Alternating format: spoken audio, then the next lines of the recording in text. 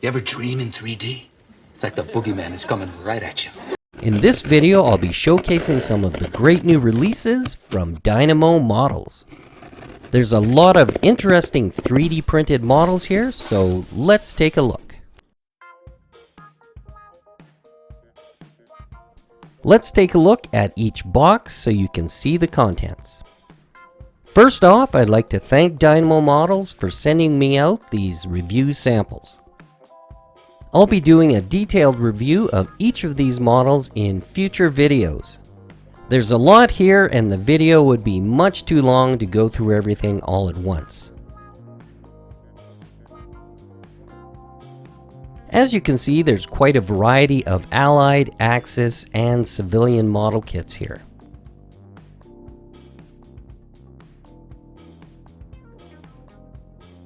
Dynamo Models is certainly filling a niche that has been longly neglected. Of course, I'm talking about World War II French figures. And I truly believe they're some of the nicest 3D printed models on the market today.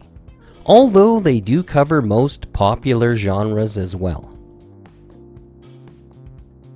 I'm personally a big fan of their French anti-tank guns, another much needed and neglected subject.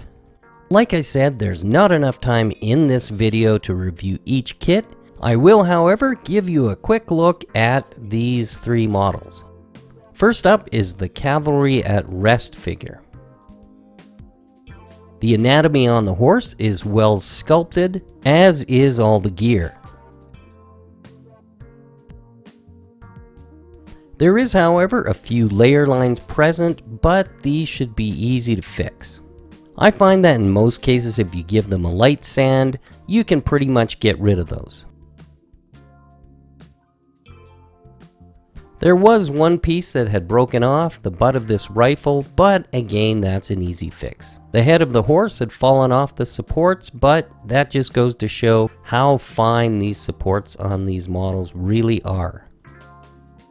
The head of the horse seems to fit pretty good, although there will be a little filler needed, but that's a common issue with most models.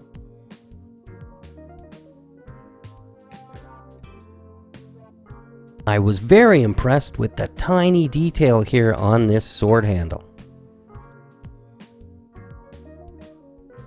One of the things I like about Dynamo models is they often supply more than one head. I really appreciate the thoughtfulness of this as it gives you other options.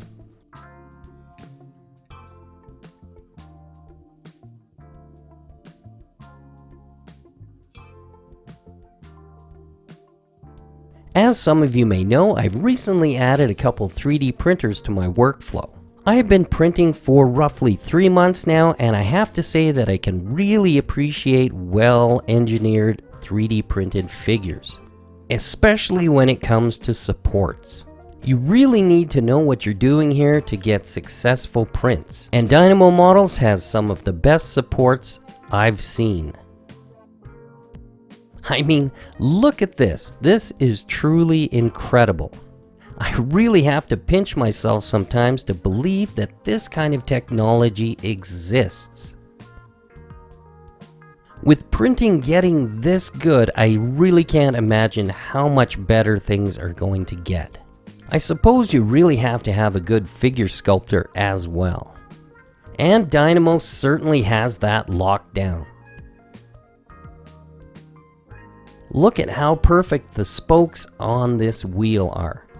That is truly mind-blowing.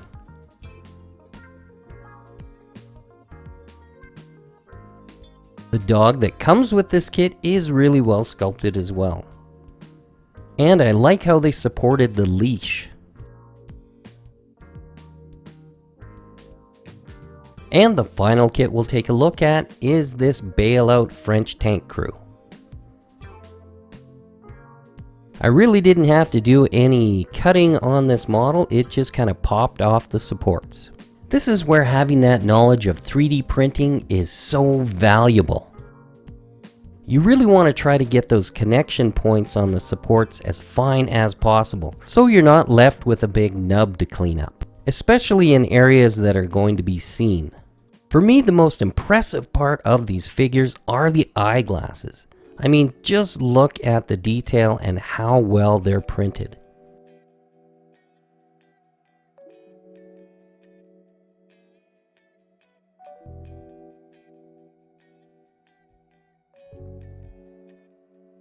And Dynamo, not being stingy, actually offers you 4 head choices with this kit. I really don't see a lot of other manufacturers offering this. The proportions of the figures are really well sculpted, the folds are really nice in the clothing, and the faces are spectacular.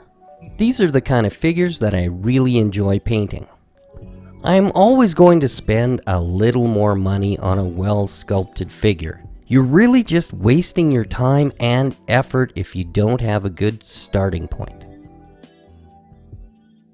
Speaking of effortless, I thought I'd try out this new Ultrasonic cutting knife by Hozo.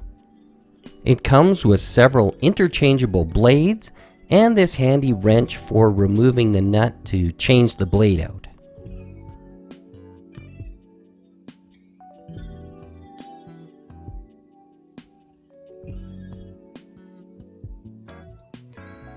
The wrench is stored in this magnetic case.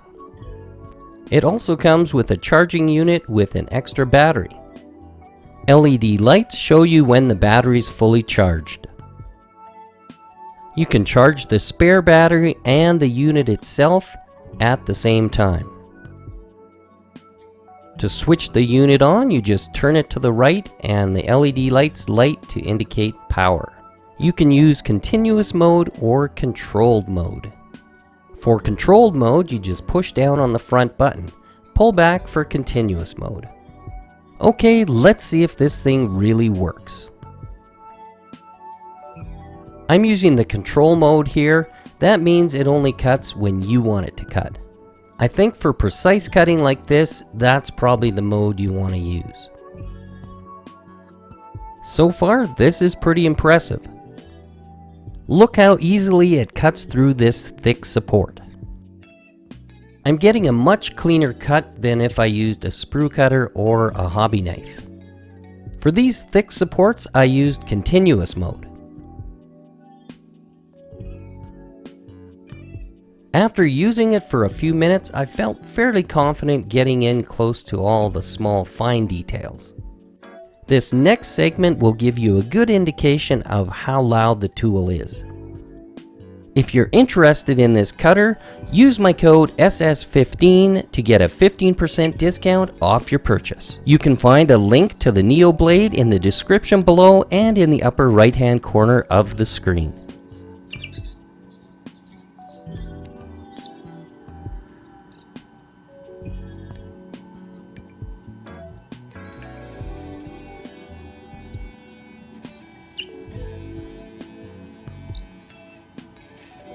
There's a few spots that'll need a little attention with some sandpaper or a hobby knife, but overall it did a really nice job.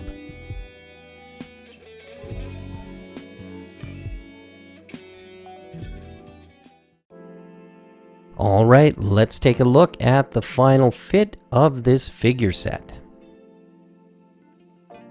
I've only glued the upper arms together on this figure set. I don't want to glue the entire thing together because that would just make it a nightmare to try and paint. So I'm going to just blue tack it together just to give you an idea of how well or poorly this figure fits.